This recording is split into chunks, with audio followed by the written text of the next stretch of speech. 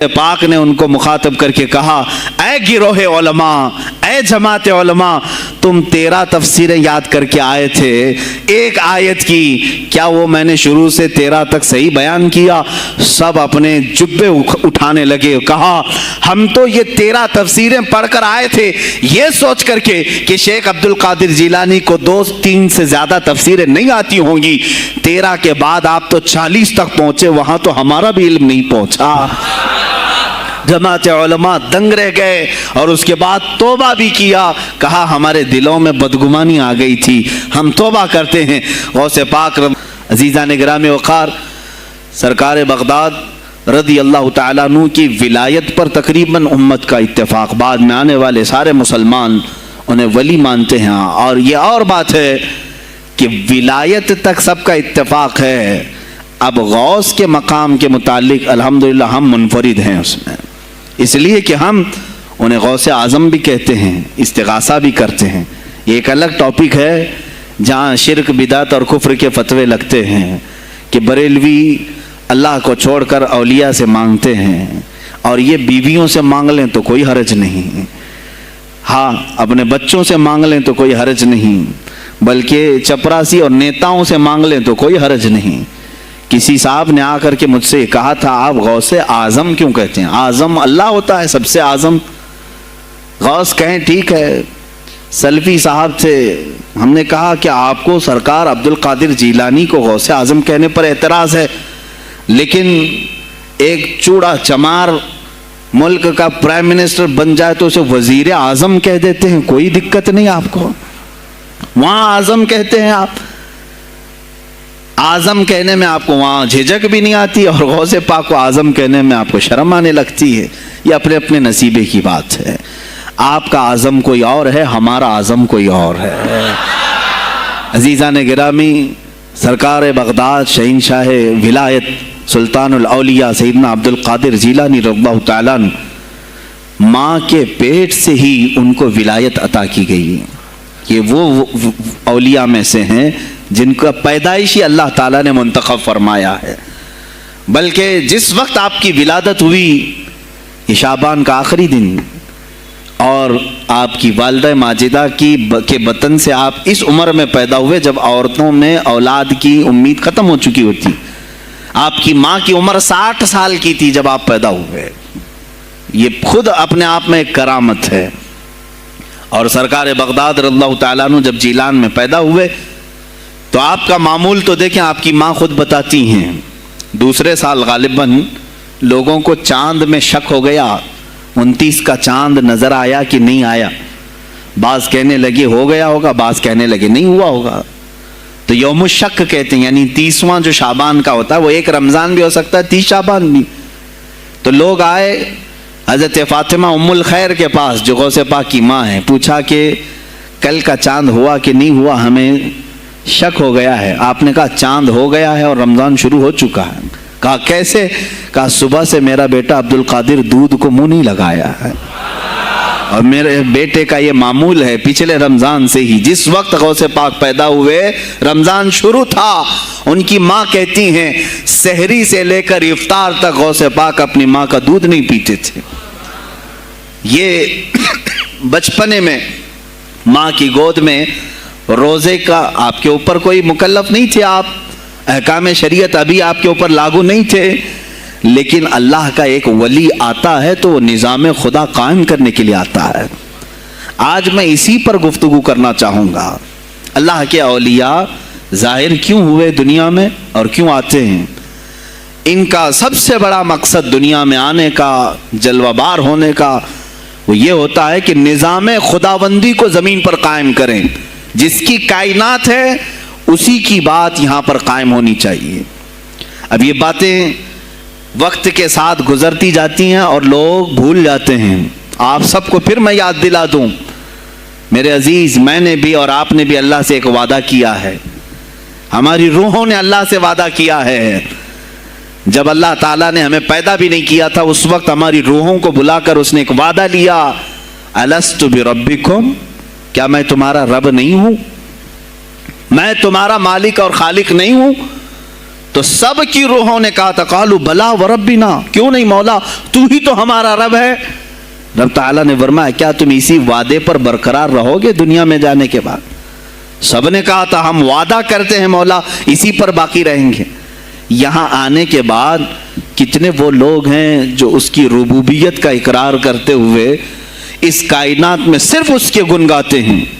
کفار و مشرکین تو وعدہ خلاف ہیں، توڑ دیے، انہوں نے اللہ کے علاوہ کسی اور کو خدا بنا لیا، لیکن تم نے اللہ اکبر تو کہا، زبان سے تو تم نے تسلیم کیا، لیکن تمہارا رہن سہن یہ بتاتا ہے کہ تمہارا مالک کوئی اور ہے، کسی اور کو راضی کرنے میں لگے ہوئے ہو، کسی اور کی دریوزہ گیری کر رہے ہو، کسی اور کی خوشامدی میں کھڑے ہوئے ہو، درباروں کے آستانوں کے دروازوں پر تمہارا کھڑا ہونا گھنٹوں پر کسی کو راضی کرنے کے لیے، یہ تمہارا عمل بتاتا ہے کہ تم نے رب اعلیٰ کو اکبر نہیں سمجھا۔ وعدہ تو تمہاری روحوں نے کیا تھا کہ تیرے سوا کسی کو ہم حاکم نہیں تسلیم کریں گے، حاکم اعلیٰ صرف اللہ ہے۔ اولیاء کاملین یہی بات یاد دلانے کے لیے آتے ہیں، پھر تمہیں یہ یاد دلانے کے لیے آتے ہیں، اور جس شان سے وہ دنیا میں آتے ہیں بچپن سے ہی ان کے حالات ایسے ہوتے ہیں کہ شریعت طاہرہ کی پابندی ان کے ہر قول و عمل میں نظر آتی ہے، ہر قول و عمل میں۔ اس لیے کہ ہم جس کی زمین پر ہیں اور جس کی آسمان کے نیچے ہیں، بات ہوگی تو صرف اسی کی ہوگی، بات ہوگی تو صرف اسی کی ہوگی۔ مجھے ایک بات یاد آتی ہے، سرکار مفتی اعظم ہند رحمۃ اللہ تعالی علیہ آپ کے سامنے کوئی صاحب تقریر کر رہے تھے، یہ زمین سب کی ہے، ان کی بھی ہے، ان کی بھی ہے، ان کی بھی ہے۔ آپ نے کہا چپ رہو، زمین اللہ کی ہے اور صرف اللہ کا نام ہو۔ یہ سب کی ہمت نہیں بولنے کی، زمین اللہ کی ہے اور اللہ ہی کا یہاں پر اللہ ہی کی بولی بولی جائے، اسی کے لیے زیب دیتا ہے۔ جس کے گھر میں رہ رہے ہو اسی کی بات کرو۔ عزیزان گرامی وقار، سرکار بغداد ان کی کرامات اپنی جگہ پر، لیکن ان کی زندگی کے کچھ اہم گوشے میں لے کر آج حاضر ہوں۔ آج ہمارے حالات کے اعتبار سے بھی ضرورت ہے اس کی۔ جب آپ پروان چڑھتے رہے اپنی ماں کی گود میں، بہت جلدی آپ کے والد گرامی کا انتقال ہو گیا۔ آپ سے خود پوچھا گیا تھا غوث پاک سے، آپ کی جوانی میں یا جب آپ کا شہرہ بغداد میں بہت ہو گیا تب پوچھا گیا تھا آپ کو اپنے ولی ہونے کا احساس کب ہوا؟ غوث پاک سے ہی پوچھا گیا تھا آپ کو کب پتا چلا اللہ نے آپ کو ولایت کا یہ مقام عطا کیا؟ آپ فرماتے ہیں جب میں 10 سال کا تھا، مدرسے جاتا تھا تو غیب سے ایک آواز آتی تھی، افصحوا فی المجالس لولی اللہ۔ غیب سے آواز آتی تھی، اے لوگوں مجلس میں جگہ چھوڑ دو، اللہ کا ولی آ رہا ہے۔ یہ آواز صرف میں نہیں، میرے استاد بھی سنتے، وہاں بیٹھے شاگرد بھی سنتے، اور سب کھڑے ہوتے تھے، جگہ دیتے تھے۔ غوث پاک فرماتے ہیں جب ہر بار مجھے یہ آواز آنے لگی تب مجھے احساس ہوا کہ اللہ تعالیٰ نے مجھے ولایت کا تاج پہنایا ہے۔ پھر آپ کو لہو و لعب میں، کھیل کود میں نہیں رکھا گیا۔ فرماتے ہیں ایک بار میں صرف ایک گائے کی پونچھ پکڑنے کی کوشش کر رہا تھا، گائے پلٹ گئی، فصیح عربی میں کہنے لگی الہذا خلقت ام بہذا امرت یا عبد القادر، اے عبد القادر کیا تجھے اسی کام کے لیے پیدا کیا گیا یا تجھے اللہ نے اس کام کا حکم دیا کہ میری پونچھ پکڑے؟ غوث پاک فرماتے ہیں میں چونک گیا کہ یہ ایک جانور مجھ سے عربی میں بات کر رہا ہے۔ اور اس کے بعد وہ گائے خود کہنے لگی اے عبد القادر تجھے اللہ نے اپنی مخلوق کے لیے بنایا ہے، اپنے بندوں کو راہ راست پر لانے کے لیے۔ غوث پاک فرماتے ہیں اس کے بعد زندگی میں کبھی کھیل کود کی خواہش بھی نہیں آئی، کھیل کود کی خواہش بھی نہیں آئی، کبھی تصور بھی نہیں کیا۔ اور جب آپ جیلان سے نکل کر بغداد آئے، بغداد کے جو حالات تھے وہ آپ نے بہت قریب سے مشاہدہ کیا۔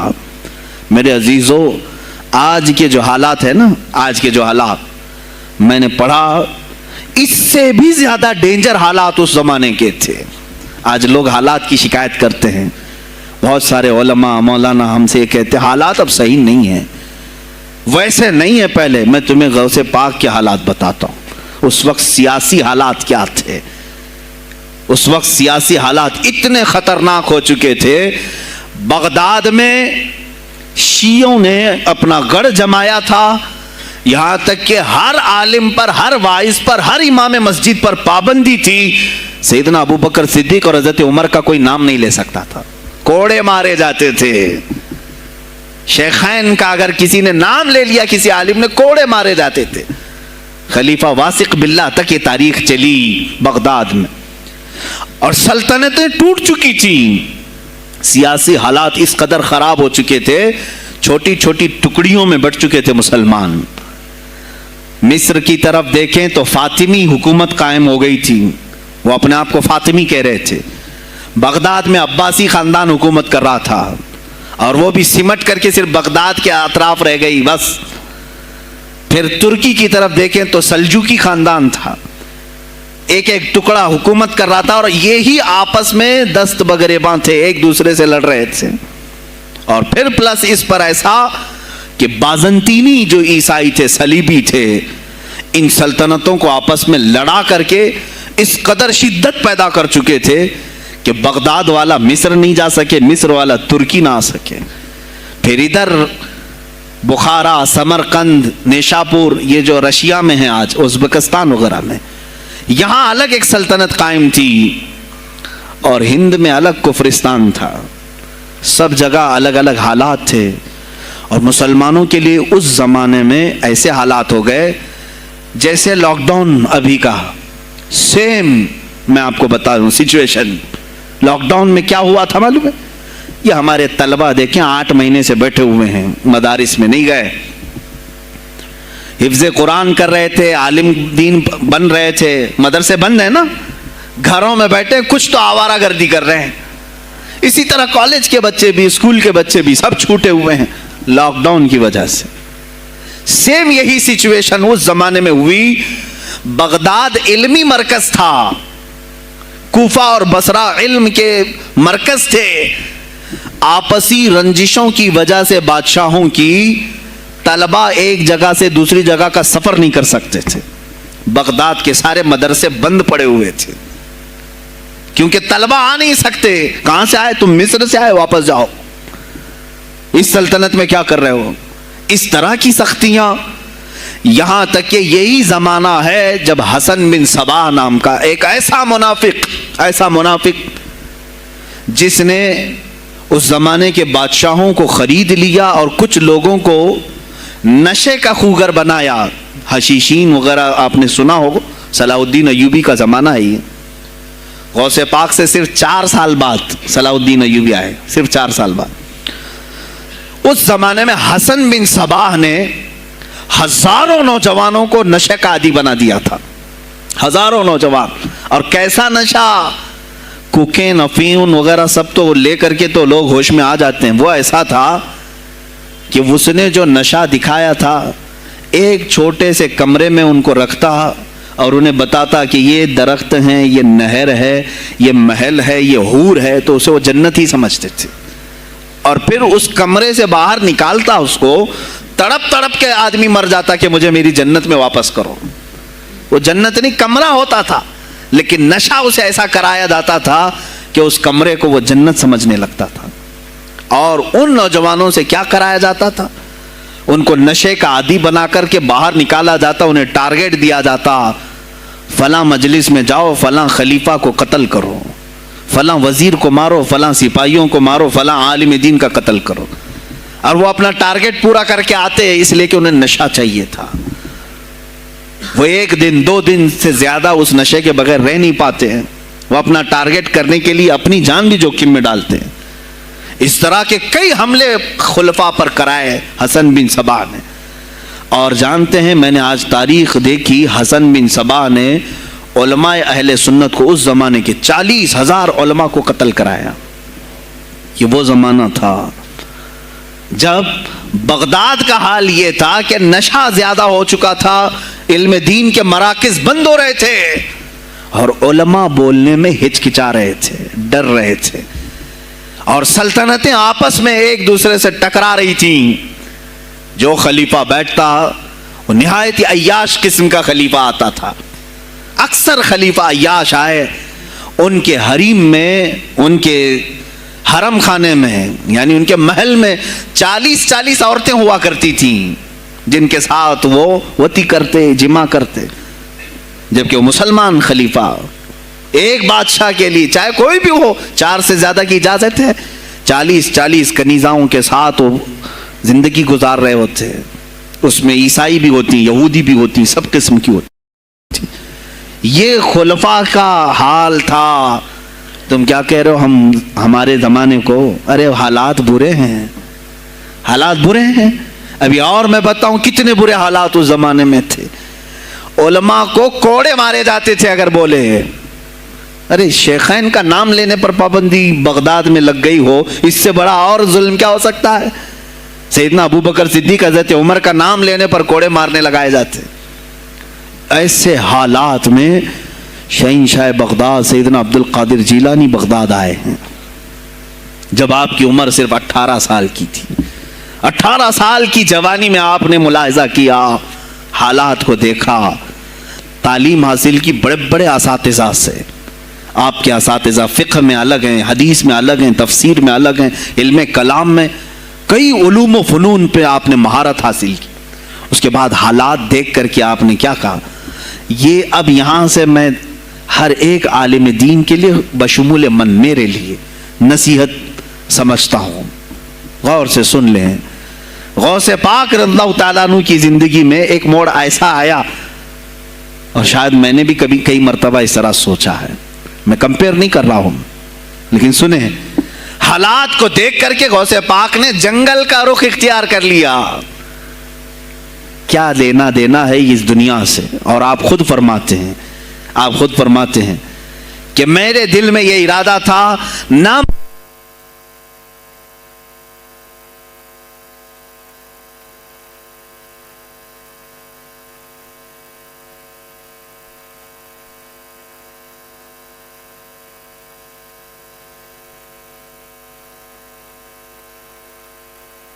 ہیں, میرا ارادہ ہوا جنگل میں ایسی جگہ رہوں کہ نہ مجھے مخلوق دیکھے اور نہ میں مخلوق کو دیکھوں. عبادت میں ایسے مصروف ہو جاؤں. جنگلوں میں آپ عبادت کرتے رہے, لیکن فرماتے ہیں مجھے غیب سے آواز آئی اللہ رب العزت کی طرف سے, کہا اے بندے قادر, آپ کا نام ہی عبد القادر ہے, اے قادر کے بندے, تجھے اللہ نے جنگلوں کے لیے نہیں بنایا, امت مصطفیٰ کی رہنمائی کر, خلق خدا تجھ سے نفع حاصل کرے, واپس آ جا. غوث پاک فرماتے ہیں میرا ارادہ تو تھا کہ میں اپنی زندگی اللہ کی یاد میں فنا کر دوں, لیکن میں شہر صرف اس لیے واپس آیا کہ جنگل میں صرف میری اصلاح ہو سکتی ہے, شہر میں پوری امت کی اصلاح ہو سکتی ہے. علماء کے لیے یہی آج نصیحت ہے. تم چاہے تو گدی نشین بن جاؤ, سجادہ نشین بن جاؤ, جھولی نشین بن جاؤ, جنگل نشین بن جاؤ. ہو سکتا ہے تمہارے اپنے فائدے کے لیے تم سوچ سکتے ہو. میں نے ابھی یہ کہا, میرے دل میں ارادہ تھا کہ گوشہ نشین ہو کر کے اپنی عبادت کریں, اپنی آخرت کی فکر کریں. نہیں, علماء کو اللہ تعالیٰ نے علم عطا کیا ہے امت مصطفیٰ کی رہنمائی کے لیے. یہ امانت ہے, چاہیں تو بھی چھپ نہ سکیں. عزیزان کرام وقار, غوث پاک رضی اللہ تعالیٰ عنہ واپس بغداد آئے. اچھا, وہ اتنی عبادتوں کے عرصے میں جانتے ہیں کہاں کہاں کا سفر نہیں کیا انہوں نے؟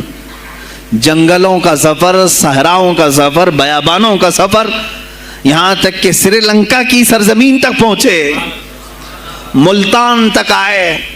یہ تاریخ کی کتابیں بتاتی ہیں آپ نے پیدل یہ سارے سفر کیے. پھر واپس اسی بغداد آئے جہاں کے حالات بڑے ہی کشیدہ تھے, اور خلفائے وقت کے خلاف زبان کھولنا یہ آگ سے کھیلنے کے برابر تھا, آگ سے کھیلنے کے برابر تھا. اور سب سے بڑا مسئلہ تو غوث پاک کے لیے یہ تھا کہ آپ بغداد کے نہیں تھے, عراق کے نہیں تھے, آپ جیلان سے آئے تھے. جیلان ایران میں ہے. اس زمانے میں طبرستان ایک صوبہ تھا, طبرستان کا ایک شہر جیلان تھا. جیلان سے آئے ہوئے تھے بغداد میں. آپ کی زبان فارسی تھی. فارسی زبان کا ایک طالب علم بغداد میں آیا ہے, اور بغداد پورا عربیوں کا ہے, فصیح عربی بولنے والے لوگ, اور نہایت ہی عیاشی میں پڑے ان کی اصلاح کیسے کریں. دل میں بار بار یہ احساس ہوتا غوث پاک فرماتے میری زبان فارسی تھی اور ان کی زبان عربی ہے، میں ان سے خطاب کیسے کروں، ان کو اصلاح کے راستے پر کیسے لاؤں؟ بار بار سوچتے تھے، لیکن دل میں ایک درد ہوتا تھا کہ امت مصطفیٰ کو اس حال میں نہیں چھوڑنا چاہتا۔ ایک دن ایک مسجد میں غمگین حالت میں سوئے، ظہر کا وقت تھا، نماز پڑھ کر کے آپ آرام کر رہے ہیں، اور جیسی آنکھ بند ہوئی سرور کائنات صلی اللہ علیہ وسلم تشریف لائے۔ پوچھا عبد القادر کیوں غمگین ہے میرے بیٹے؟ کہا کہ یا رسول اللہ صلی اللہ علیہ وسلم زبان میری عجمی ہے، فارسی، میں عربیوں کے بیچ بیٹھا ہوں، اصلاح کرنے کی کوشش کرتا ہوں، لیکن مجھے یہ عجمی سمجھیں گے۔ اللہ کے نبی صلی اللہ علیہ وسلم نے فرمایا تو اپنا منہ کھول۔ آپ نے منہ کھولا، حضور پاک نے اپنا لعاب پاک ڈالا، دوسری بار ڈالا، تیسری بار ڈالا، چوتھی بار ڈالا، پانچویں، چھٹی، 7 مرتبہ حضور پاک نے اپنا لعاب پاک دیا اور کہا عبد القادر اب اٹھ اور بیان کرو۔ فرماتے ہیں خواب میں نے حضور اکرم صلی اللہ علیہ وسلم کا لعاب پاک لیا، تھوڑی ہی دیر گزری تھی، میرے خواب میں ہی میرے جد کریم مولا کائنات علی مرتضیٰ تشریف لائے۔ کہا پھر وہی سوال کیا عبد القادر کیوں نہیں بیان کرتے؟ کہا میں فارسی النسل، فارسی ہوں اور عربیوں کے بیچ میں ہوں۔ انہوں نے کہا تو اپنا منہ کھول۔ باب العلم، باب مدینۃ العلم، علی کرم اللہ وجہہ الکریم اپنا لعاب پاک ڈالتے ہیں، 1 بار، 2 بار، 3 بار، 4 بار، 5 بار، 6 بار، بس کیا۔ غوث پاک نے کہا نانا جان نے مجھے 7 مرتبہ پلایا، آپ نے 6 مرتبہ۔ علی کرم اللہ وجہہ الکریم فرماتے ہیں میں برابری تو نہیں کر سکتا، وہ رسول کائنات ہیں۔ عزیزان گرامی وقار، غوث پاک فرماتے ہیں پھر میری آنکھ کھلی اور اسی جامع مسجد میں جب میں کھڑا ہوا اور خطاب کے لیے لوگوں کو پکارا تو دیکھا ادھر سے بھی مخلوق آ رہی ہے، ادھر سے بھی آ رہی ہے، سامنے سے بھی آ رہی ہے۔ مجمع اتنا کثیر کہ تل دھرنے کی جگہ مسجد میں نہیں تھی، اور جب آپ کا خطاب ختم ہونے کو تھا لوگ اپنے کپڑے پھاڑنے لگے اور بے ہوش ہونے لگے۔ اتنی تیر بہدف کلمات تھے کہ سیدھے سینے میں پیوست ہو جاتے، دلوں میں اتر جاتے۔ اس کے بعد وہی دن تھا سیدنا عبد القادر جیلانی کو لوگوں نے ہاتھوں ہاتھ اٹھایا، بغداد میں شہرا ہو گیا کہ کوئی ایک اجمی آیا ہے اور عربیوں پر فوقیت لے گیا ہے، سارے عربی اس کے سامنے دنگ رہ گئے ہیں، کوئی عربی اس کی فصاحت کو نہیں پہنچ پاتا ہے۔ کئی لوگ امتحان کے لیے بھی آئے، ایسا نہیں ہے کہ غوث پاک کو یوں ہی چھوڑ دیا گیا۔ میرے عزیز تم تو 1000 سال کے بعد کرامتیں سنتے ہو نا، یہی لگتا ہے کہ غوث پاک بہت کرامتوں کے مالک تھے، بہت بڑے عالم اور بڑے ولی کامل تھے، کچھ نہیں ہوا ہوگا ان کے ساتھ۔ ہمارے سے زیادہ خطرے انہوں نے مولے ہیں، ہم سے زیادہ حاسدین ان کے تھے، دشمنی کرنے والے اپنوں میں بھی بہت سارے تھے۔ غوث پاک رضی اللہ تعالیٰ عنہ کا جب خطاب شروع ہوا، کیا ایک خطیب جب مشہور ہونے لگے تو دوسرے مولوی خاموش رہ جائیں گے؟ حسد کی چنگاری بھڑکتی ہے، وہ غوث پاک کے خلاف بھی بھڑکی۔ اور بغداد میں جب یہ شورا ہونے لگا تو کئی علماء اس وقت کے جو بڑے بڑے پائے کے عالم ہیں، ان کی کتابیں آج بھی موجود ہیں، میں نام تذکرے نہیں کر رہا، لیکن انہوں نے ٹیسٹ لینے کی غرض سے، امتحان لینے کی غرض سے کئی لوگوں کو سوالات بھیجے۔ ایک دن مجلس میں ایسا تھا کہ غوث پاک تفسیر قرآن بیان کرتے تھے، تفسیر قرآن بیان کرنا غوث پاک کا محبوب مشغلہ تھا، روزانہ قرآن کی تفسیر عرض کرتے۔ ایک دن مجلس میں بڑے بڑے علماء کی جماعت، جس میں عبد الرحمن جوزی جیسے بڑے فقیہ محدث ہیں، ان کی ایک جماعت آئی، قرآن کی جو آیت کی تفسیر وہ کر رہے تھے اس تفسیر کو کئی کتابوں سے انہوں نے اخذ کیا اور لے کر کے آئے، مجمع میں بیٹھے ہیں، غوث پاک نے تفسیر شروع کی۔ ایک آیت کی کتنی تفسیریں ہو سکتی ہیں، کتنی تفسیریں ہو سکتی ہیں، ایک تفسیر بیان کیا، اس کے بعد کہا اس آیت کی ایک دوسری تفسیر یہ ہے، پھر تھوڑی دیر کے بعد غوث پاک نے فرمایا اس کی ایک تیسری تفسیر یہ ہے، پھر کہا اس کی ایک چوتھی تفسیر یہ ہے، پھر کہا اس کی ایک پانچویں تفسیر یہ ہے۔ بیان کرتے جا رہے ہیں، کرتے جا رہے ہیں، یہاں تک کہ 13 تفسیریں ہو گئیں۔ جو بیٹھے ہوئے تھے وہ آشش کرنے لگے. اس کے بعد اتنا ہی نہیں, آگے بڑھتے رہے, آگے بڑھتے گئے. 40 تفسیریں ایک آیت کی آپ نے بیان کی. جو آئے تھے وہ کھڑے ہو گئے اور اس کے بعد غوث پاک رضی اللہ تعالیٰ عنہ کو دیکھنے لگے. غوث پاک نے ان کو مخاطب کر کے کہا, اے گروہ علماء, اے جماعت علماء, تم 13 تفسیریں یاد کر کے آئے تھے ایک آیت کی, کیا وہ میں نے شروع سے 13 تک صحیح بیان کیا؟ سب اپنے جبے اٹھانے لگے. کہا ہم تو یہ 13 تفسیریں پڑھ کر آئے تھے یہ سوچ کر کے کہ شیخ عبد القادر جیلانی کو 2-3 سے زیادہ تفسیریں نہیں آتی ہوں گی. 13 کے بعد آپ تو 40 تک پہنچے, وہاں تو ہمارا بھی علم نہیں پہنچا. جماعت علماء دنگ رہ گئے اور اس کے بعد توبہ بھی کیا. کہا ہمارے دلوں میں بدگمانی آ گئی تھی, ہم توبہ کرتے ہیں. غوث پاک رضی اللہ تعالیٰ عنہ ایک اور مجمع ہے, ایک اور مجمع ایسا ہے کہ اس میں 40 کے قریب علماء ہے. سوالات الگ الگ لے کر کے پھنسائیں گے کسی طرح سے ان کو, ڈیفیکلٹ سوالات لے کر کے. ایک بات یاد رکھنا, مشکات شریف کی حدیث ہے, جس نے علم اس لیے حاصل کیا کہ کسی عالم کو نیچا دکھا دوں, اسے پھنسا دوں سوال کر کے, حضور فرماتے ہیں قیامت کے دن اسے آگ کی بیڑیاں پہنائی جائیں گی, اس کی زبان کو آگ کی کینچی سے کھینچا جائے گا. اس لیے علم حاصل مت کرو, کسی کو نیچا دکھانا, کسی کو بیوقوف بنانا. ایک کتاب کہیں سے پڑھ کر کے آئے, مولانا کے پیچھے پڑ گئے, یہ بتاؤ صحیح ہے کہ نہیں ہے. پھر اگر اس مولانا صاحب کے دماغ میں اس وقت وہ مسئلہ نہیں تھا, انہوں نے کہا نہیں معلوم, تو آپ کو لگا کہ ہاں میرے سے زیادہ تو ان کو بھی نہیں معلوم. تم نے تو ایک ہی چیز حل کر کے ان کے سامنے پیش کی ہے. عزیزان گرامی, اس طرح کی چیزیں ہرگز نہ کریں, یہ بہت بڑا گناہ ہے مغالطے میں ڈالنا. غوث پاک رضی اللہ تعالیٰ عنہ ایک جماعت سے خطاب کر رہے ہیں. 40 علماء ہے, الگ سوالات نوٹ کر کے, میں یہ پوچھوں گا, تم یہ پوچھنا, تم یہ پوچھنا. غوث پاک رضی اللہ تعالیٰ عنہ نے اپنا خطاب کیا اور سوالات کے لیے اس دن محفل کا وقت ہی نہیں دیا. کہا آج سوالات کوئی نہیں کرے گا. وہ لوگ تو سوالات لے کر کے آئے تھے.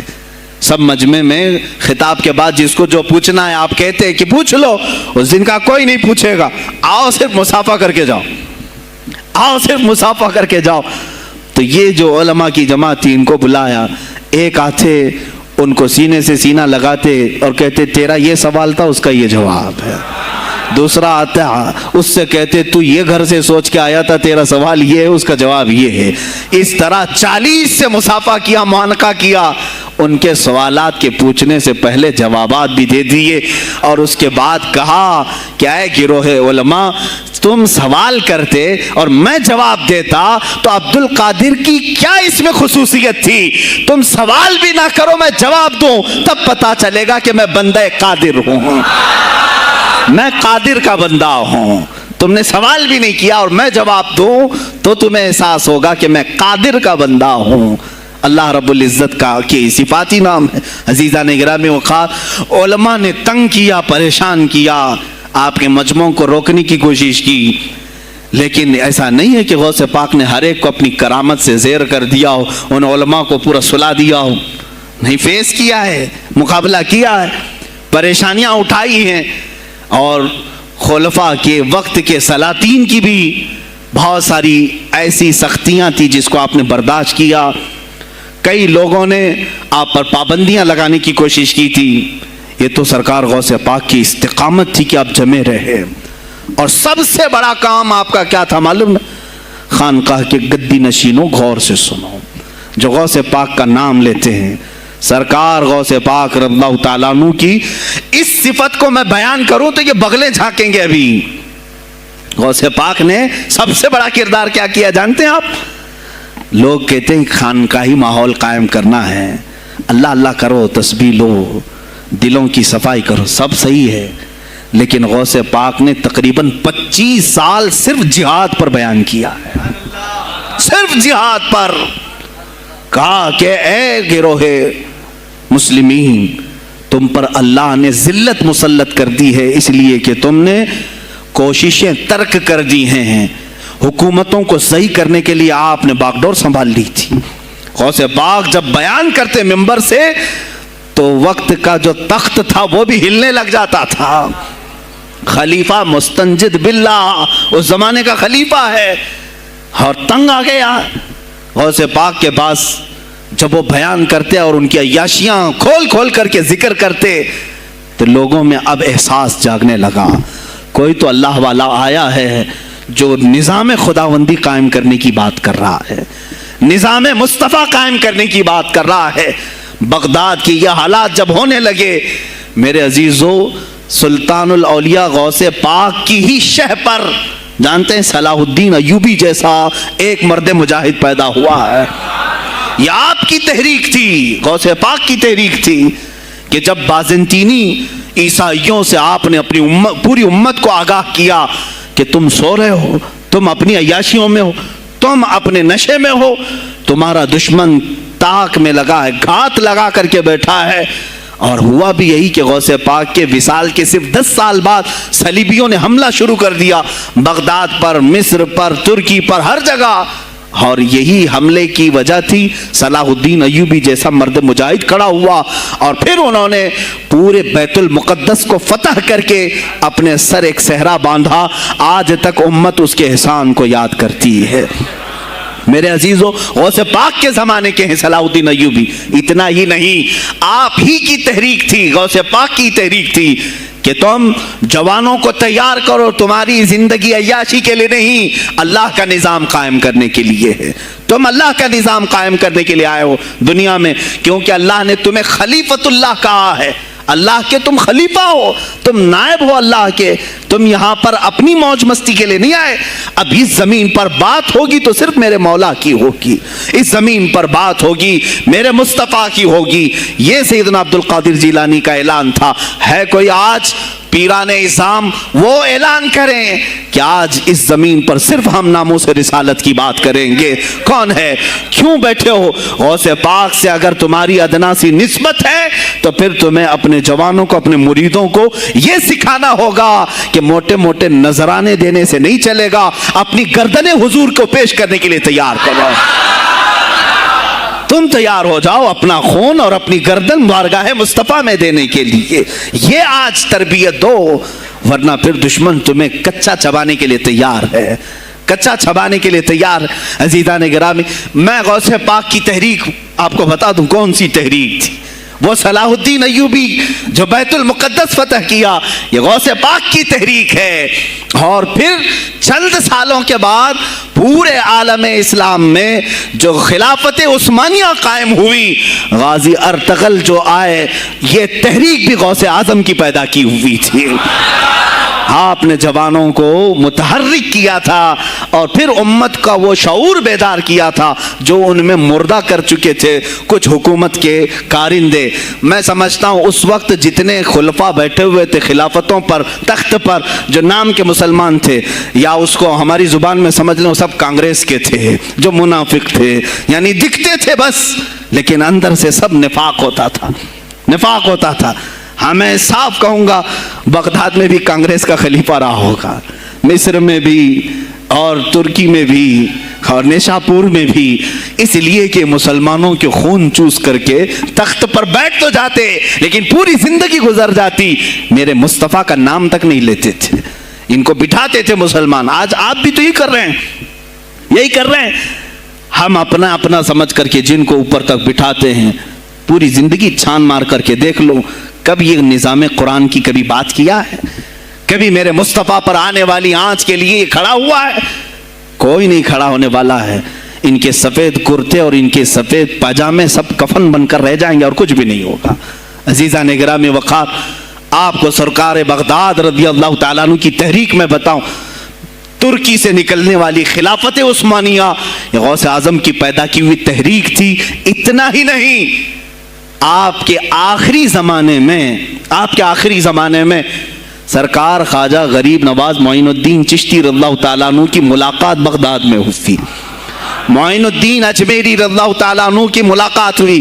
تاریخ دان نے لکھا, آج میں نے پہلی مرتبہ اس کو پڑھا اور آپ کے سامنے پہلی بار بتا رہا ہوں, سرکار بغداد اور حضرت خواجہ غریب نواز کی ملاقات کے بارے میں بہت سارے باتیں چلتی ہیں کتابوں میں بھی, میں نے اپنے مرشد سے بھی پوچھا تھا.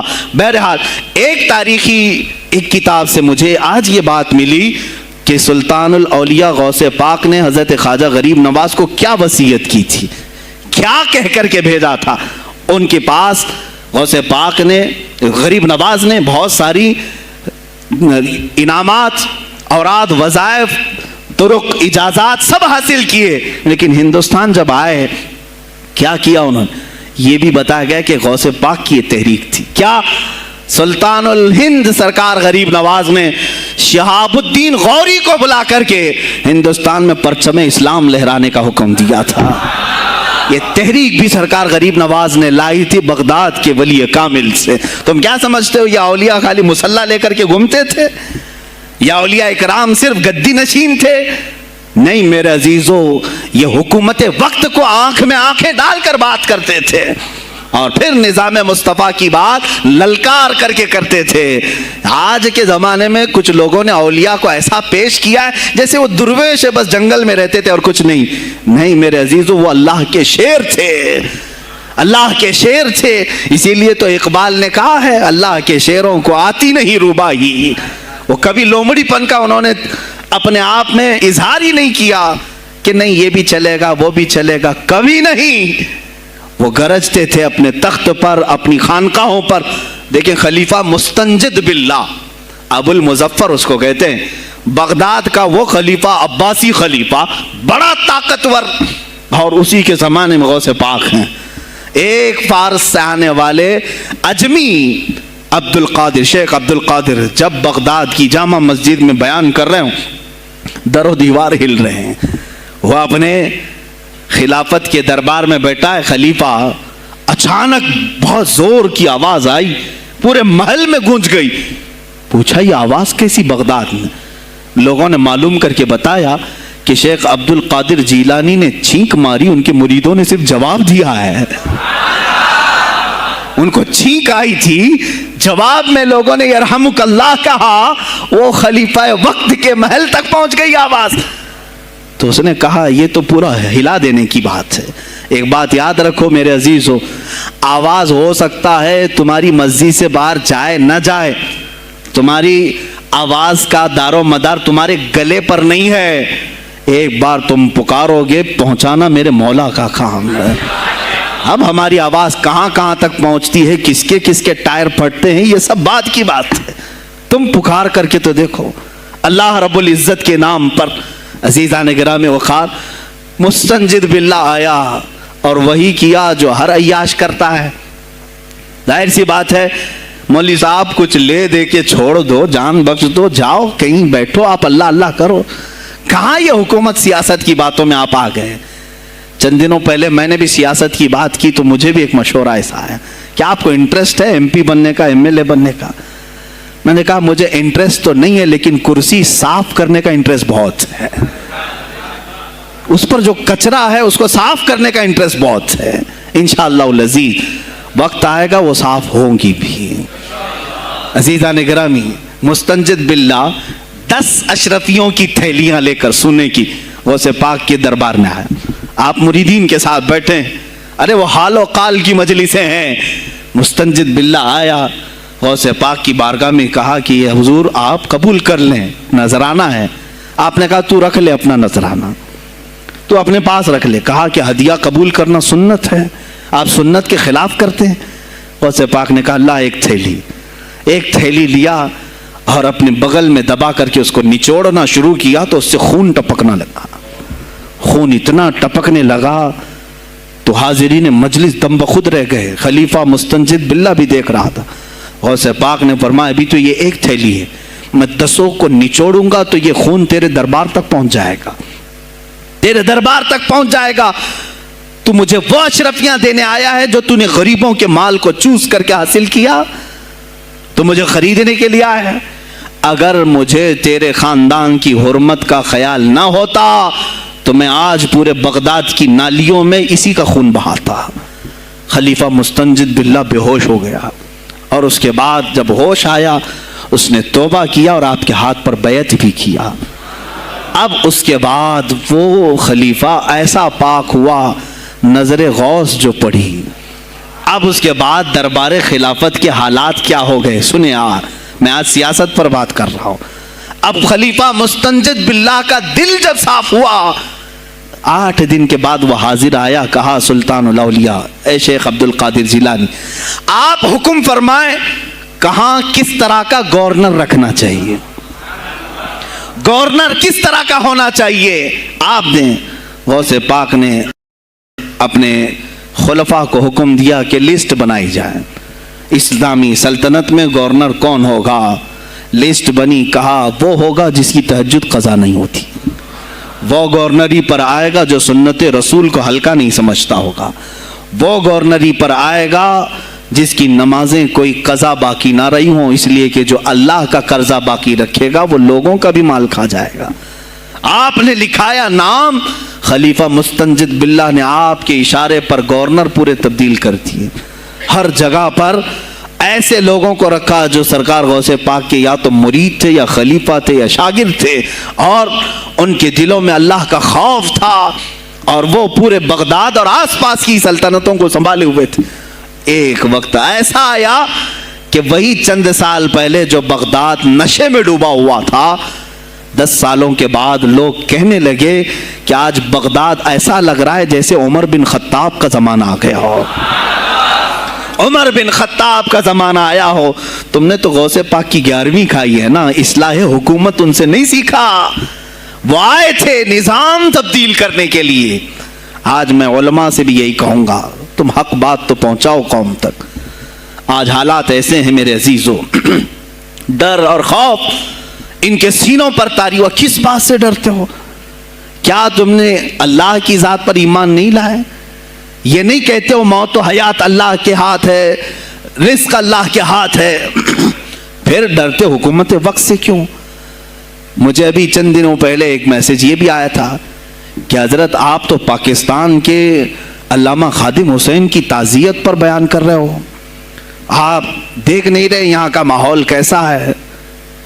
अजीज़ा ने गिरामी, उस दिन मुझे अफसोस इस बात पर हुआ, सवाल पर, हाय अफसोस, इस कदर तुम्हारे ज़मीर मुर्दा हो गए, इस कदर तुम बुज़दिल हो गए। लाखों लोगों के दिलों में शम्अ इश्क़ मुस्तफ़ा जगाने वाले पर तुम्हारी जुबान बंद है, तुम्हारी जुबान बंद है। मैंने सिर्फ एक जुमला कहा, कोई फर्क नहीं पड़ता, मैं उस मुल्क में रह रहा हूं जहां का प्राइम मिनिस्टर एक सुअर खबीस फ्रांस के सदर के लिए ट्वीट कर सकता है, तो मैं पड़ोसी मुल्क की किसी आशिक रसूल की ताज़ियत क्यों नहीं कर सकता? क्यों नहीं ताज़ियत कर सकता? अगर हिंदुस्तान की तख्त पर बैठने वाले को फ्रांस के सदर से कोई दिली इश्क है, मोहब्बत है, तुम उसकी माशूका हो या महबूबा हो, मुझे फर्क नहीं पड़ता, लेकिन इतना जरूर है आशिक रसूल मशरिक में हो, शुमाल में हो, जुनूब में हो, मगरिब में हो, जब उसकी रूह जाएगी तो हमारी भी रूह तड़पेगी। हमारी डोर बंधी हुई है मदीनतुर रसूल से। मेरे आका सल्लल्लाहु अलैहि वसल्लम की जो बात करेगा वो फिर किसी भी मुल्क का बाशिंदा हो। तुम कहते हो ताज़ियत के लिए, अरे मेरे अजीज, अगर मैं सामने होता तो उसके कदमों की खाक में अपने अमामे पर रखता।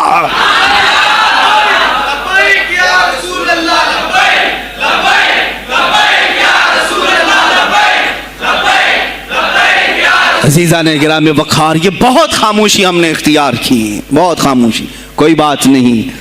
तुम देखोगे हालात ख़राब होने की जो शिकायत आज कर रहे हैं उलमा, तुम सब के सब जाओगे। मुझे अभी बच्चों ने बताया कोई कांग्रेस के लीडर का इंतकाल हो गया तो पीर साहब ताज़ियत के लिए बाहर खड़े हो गए, बाहर आ गए, हम उनकी ताज़ियत करते हैं। डूब मरो चुल्लू भर पानी में, तुम्हारी गद्दी पे ही मर जाओ। तुम्हारी जुबानों पर जब आशिक रसूल के लिए ताज़ियत के अल्फाज आने में हिचकिचाहट आती है, कौन सा इश्क़ रसूल, कौन सा कलमा तुमने पढ़ा है?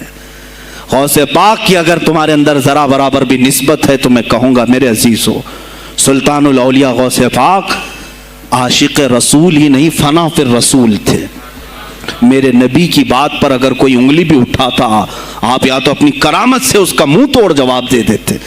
किसी ईसाई ने सिर्फ ये कहा था मेरे नबी ईसा अफजल है, वो मुर्दों को जिंदा करते थे, आपको जलाल आया, कहा मोहम्मद अफजल नहीं है इसलिए कि वो मुर्दे जिंदा नहीं करते थे, आप उसका हाथ पकड़कर कब्रिस्तान ले गए। मेरे नबी पर बात करता है, मैं तुझे जिंदा करके दिखाता हूं।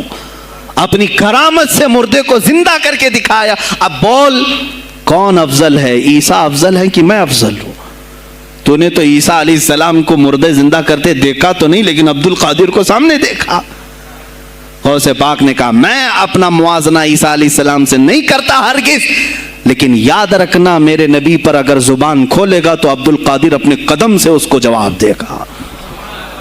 वो जवाब देते आपकी जिंदगी नामूस रिसालत की हिफाजत के लिए गुजरी है। सुल्तानुल औलिया गौसे पाक रज़ियल्लाहु तआला अन्हु की बारगाह में जब एक सवाल आया कि लोग कहते हैं नबी हर जगह कैसे हाजिर हो सकते हैं, आपने खुद करके दिखा दिया। कोई साहब आए, कहा हमारे घर दावत है, आप तशरीफ लाएं। कहा ठीक है आता हूँ। थोड़ी देर बाद दूसरे आए, कहा हमारे घर दावत है, आप आए। सेम टाइम पे कई 70 लोग आए, सबकी दावत कबूल की। दूसरे दिन शाम में लोग आकर के फख्र कर रहे हैं, आज मेरे घर शेख अब्दुल कादिर जिलानी आए थे। दूसरा कह रहा नहीं मेरे घर आए थे, तीसरा कह रहा मेरे घर आए थे। एक वक्त में सब घरों पर कैसे? सबों ने कहा उन्हीं से पूछते हैं वो कहां गए थे। जब लोग आए तो सुनने में यह आता है कि आप एक दरख्त के नीचे बैठे थे। लोग सवाल करने के लिए आए, सब आपस में कह रहे हैं हमारे घर आए थे, हमारे। आप बताएं क्या किसके घर गए थे? तो उन्होंने कहा दरख्त के ऊपर देखो। तो लोगों ने दरख्त के ऊपर निगाह डाली तो देखा हर पत्ते पर शक्ल अब्दुल कादिर नजर आ रही है। फरमाते हैं अल्लाह ने अब्दुल कादिर को ये इतनी कुदरत दी है कि बैक वक्त वो कई जगहों पर हाजिर हो सकता है।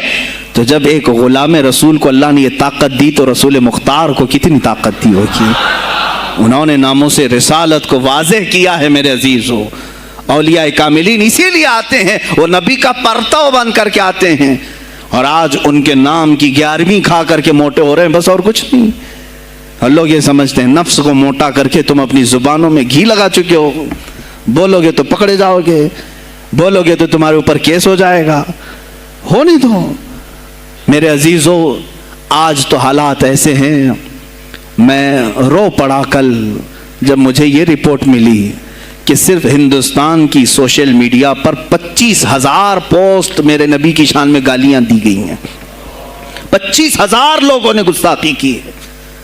तुम भी तो रात भर इंटरनेट चलाते हो, पूरा का पूरा वक्त अपने मोबाइल में सर्फ करते हो। जाना है तुम्हें भी मेरे आका की बारगाह में, याद रखना हुजूर पाक सल्लल्लाहु तआला अलैहि वसल्लम के दरबार में जाने वाले हो और तुम्हारा कोई उज़्र कबूल नहीं किया जाएगा।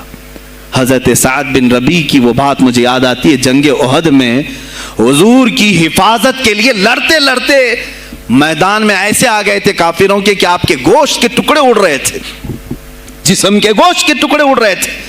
मेरे आका देख रहे थे। शाम का वक्त हुआ, उहद का मैदान, हवाजें, सन्नाटा, 70 लाशें पड़ी हुई थी साहबा की। अल्लाह के नबी ने पुकारा मेरे साद को ढूंढो, कहां है साद, कहां है? साहबा कहते हैं हम आवाज देने लगे साद तुम जिंदा हो, रसूल तुझे बुला रहे हैं। हजरत साद बिन रबी 7 लाशों के नीचे दबे हुए थे और सांसें भी चल रही थी, सांसें चल रही थी। साहबा ने जब आवाज देना शुरू किया कि रसूल पाक याद कर रहे हैं, वहीं से वो हरकत करने लगे। अंदर से आवाज दी, ए जवानों साद जिंदा है, मैं यहां लाशों के नीचे दबा हुआ हूं। हटाई गई लाशें तो देखा उनके जिस्म में कुछ बचा ही नहीं था, कुछ नहीं था, सब फट चुका है, पेट को तक चाक किया गया है, सांसें बाकी। साद बिन रबी कहते हैं ए साहबा शायद मैं रसूलुल्लाह तक नहीं पहुंच पाऊंगा, हुजूर ऊंचे टीले पर बैठे हुए हैं, शायद नहीं पहुंच पाऊंगा, मेरा सलाम मेरे नबी तक पहुंचा देना, हुजूर तक पहुंचा देना। लेकिन आने वालों को क्या कहा जानते हैं? मैं ए जवानों तुम सबसे कहूंगा आज के हालात में। साद इब्न अबी रबी कहते हैं ए साहबा मैं तो जा रहा हूं, मेरी आखिरी सांसें हैं, लेकिन अगर तुम्हारी आंखें चमकती रही, तुम्हारे जिस्मों में जान बाकी रही और मेरे नबी पर अगर किसी ने उंगली उठाई और गाली दी, मैं क़यामत के दिन उसे नहीं छोड़ूंगा। और याद रखना अल्लाह की बारगाह में तुम्हारा कोई उज़्र कबूल नहीं किया जाएगा अगर तुम्हारे जीते जी तुम्हारे नबी की जात पर किसी ने कीचड़ उछाला। हजरत साद रबी इतना कह करके इंतकाल हो गए, वो हुजूर तक पहुंचाए भी नहीं जा सके। ए मेरे अजीजों, ए जवानों, तुम क्या समझते हो कि तुम दुनिया से इसी तरह निकल जाओगे? कुरान में भी अल्लाह ने कहा अम हसिबतुम अन तदखुलुल जन्नत, तुम ये सोच करके बैठे हो कि हम जन्नत में चले जाएंगे। पीर साहब का दामन पकड़ लिया है, मुझे तो जाना ही है जन्नत में, पीर बख्शवा देंगे हमें। तुम बरस में एक मर्तबा 11वीं करके और फातिहा नियाज करके समझते हो इस्लाम का हक अदा कर दिया। यहां तुम्हारे नबी की अजमत पर रोज बरोज हमले हो रहे हैं। आज कुफ्र खुल करके आया है सामने, नहीं देखते आप? कुफ्र खुल करके सामने आया है तासुब के साथ। हर शहर में जाते हुए गुंडे ललकार रहे हैं इस्लाम के खिलाफ हमारे मुल्क में। अगर मैं खुल करके आया तो मेरा क्या जुर्म है इसमें? मेरा क्या कसूर है इसमें? क्या आप भी मैं ना बोलूं? हाँ, आज तुम्हारे पास ताकत है, पावर है, जो कुछ भी हसर और रसूख है, इससे ज्यादा क्या करोगे कि तुम मुझे जेल में बंद कर दोगे? मैं कल की तफसीर में भी यही कहा। एक मौलाना साहब ने कहा क्या आप इतना बोल रहे हैं, आप पर ऐसे एक्ट लगाए जाएंगे कि जिंदगी भर आपकी जमानत ही नहीं होगी। आप पर ऐसे कानून लगाए जाएंगे कि आपकी जिंदगी भर जमानत ही नहीं होगी। मेरा दिल ये कहता है ऐ लोगों, इस तरह जी कर फायदा भी क्या? ऐसी आजादी किस काम की जिसमें रोज उठते साथ मेरे नबी की शान में गुस्ताखियां हम सुन रहे हो और हुजूर को कोसा जा रहा हो, हम खाते पीते घूम रहे हो। इससे बेहतर है कि जेल की कोठरी में हम जिंदगी गुजार लें, कल बारगाह मुस्तफा में उठने वाला चेहरा तो रहे हमारे पास। अगर अल्लाह के नबी सल्लल्लाहु ताला अलैहि वसल्लम ने सवाल कर लिया पकड़ करके कि तेरे जिंदगी में, तेरी जवानी में मुझ पर तो लोग रंगीला रसूल कह रहे थे, तू क्या कह रहा था? तू क्या कह रहा था उस जमाने? तुम क्या कहोगे? ऐ अल्लाह के नबी, मैं मजदूर था, मैं कुछ नहीं कर सकता था, मैं गरीब था, काम काज करता था, मैं कुछ नहीं कर सकता था। याद रखो उस वक्त मेरे आका तुम्हारे सामने बिलाल हबशी को लाकर खड़ा कर देंगे। ये क्या था बिलाल? ये तो गुलाम था, इसकी पीठ पर सिल रख करके पीठ गला दी जाती, तब भी अपनी जुबान पर मेरा नाम लेना नहीं छोड़ता था। तुम कौन सी मजदूरी की शिकायत ले जाओगे? बहाना करोगे अल्लाह की बारगाह में, रसूल की बारगाह में बहाना करोगे? ऐ गिरोह उलमा, तुमको अल्लाह ने मिंबर दिए हैं खिताबत के लिए, अल्लाह ने अपने रसूल का मिंबर तुम्हें दिया है, इसलिए नहीं कि तुम हुकूमत की खुशामदी करो, तुम अपने वक्त के तागूती कुव्वतों की खुशामदी करो, इसलिए नहीं, बल्कि आज तुमसे कौम मुसाफा करके हाथ चूमती है सिर्फ इसलिए कि तुम्हारी जुबान पर नाम मुस्तफा है। आज उलमा की जो इज्जत है सिर्फ इसलिए, तुम्हारी पगड़ियां, तुम्हारे जुब्बे देख करके कौम इज्जत नहीं करती, सिर्फ इसलिए इनके दिलों में तुम मचलते हो कि तुम मुस्तफा करीम की बातें करते हो। उलमा को जानना चाहिए कि तुम्हारी इज्जत नबी से वाबस्ता है। आबरूए माज़ा नाम मुस्तफास्त, हमारी आबरू, इकबाल ने कहा था, हमारी आबरू नाम मुस्तफा से वाबस्ता है। अगर उसी नाम को किसी ने छेड़ा तो फिर हमारा जी कर मतलब क्या है? हम किस काम के? मैं एक मिसाल से समझाता हूं। मस्जिद है, दीवार के पेंट को अगर किसी ने खुरच लिया तो हो सकता है माफ कर दें, हम उसको छोड़ दें। किसी ने लकीर निकाल दी दीवार पर, हम छोड़ दें उसको। लेकिन मियां वो हमारे सामने आकर पिल्लर हिलाने लग गया और मस्जिद का ये पिल्लर तोड़ने लग गया, खामोश बैठोगे? और अगर तुम खामोश बैठे तो इसका अंजाम क्या होगा? उसने पिल्लर हिलाया तो सिर्फ पिल्लर नहीं टूटेगा, ये छत पूरा सबके ऊपर गिरेगा। आज जालिम कुफार पूरे तुम्हारी जड़ को हिला रहे, मेरे नबी की जात को, सीधे मुस्तफा करीम की जात को हिला रहे हैं। अल्लाह के हबीब सल्लल्लाहु ताला अलैहि वसल्लम की नामूस को हल्के में मत लेना मेरे अजीजों। लाखों जाने जाती हैं, जाए इस्लाम पर। हुजूर अकरम सल्लल्लाहु ताला अलैहि वसल्लम की जात को हल्के में मत लेना। और अगर इन्होंने हिलाना शुरू किया है अगर हुजूर की जात पर, हैरत हो रही, 25,000 पोस्ट तुम में से किसने कंप्लेंट की है? साइबर क्राइम को कंप्लेंट कर सकते थे। हमारे जज्बात को ठेस पहुंचा है। हम आजाद मुल्क में रह रहे हैं, मेरे नबी से छेड़छाड़ क्यों हो रही है? किसी ने आवाज उठाई? कुछ हैं इल्ला माशाअल्लाह, कुछ उलमा, कुछ वकला इसके पीछे लगे हुए हैं। लेकिन मेरे अजीजों, हर मुसलमान का यह हक़ है, तुम्हारी निस्बत रसूल पाक से है। अब इन्होंने हिलाना शुरू किया तो इंतजार करो, जिस दिन ये छत गिरेगी अजाब बनकर सब पीछे जाएंगे, सब उसमें गिरफ्तार होंगे। इंशाअल्लाहुल अजीज हम मुहिम छेड़ेंगे, हम मुहिम छेड़ेंगे इस बात की। अगर आज तुम कसरत में हो तो इसका क्या मतलब, जो चाहे तुम कर लोगे। हम इतने गए गुजरे तो नहीं हैं कि हमारे नबी के ऊपर भी तुम चले जाओ। हाँ, हमें रौंद दिया, हमें मार दिया, हमें कत्ल कर दिया, सब बर्दाश्त कर लिया, लेकिन अब इससे आगे नहीं बर्दाश्त करेंगे इंशाअल्लाह अज़ीज़। मैं आवाज़ देता हूँ इसी मिंबर से, ए गिरोह उलमा, ए जमात सूफिया, ए खानकाह के गद्दी नशीनो, बाहर आओ हुकूमत वक्त से एक मुतालबा ये करो, ए हुकूमत वक्त के तख्त पर बैठने वालों, हमारे हिंद में पार्लियामेंट में भी ऐसा कानून पास करो कि कोई मेरे नबी की ज़ात पर भौंके तो उसे मौत की सज़ा हो जाए।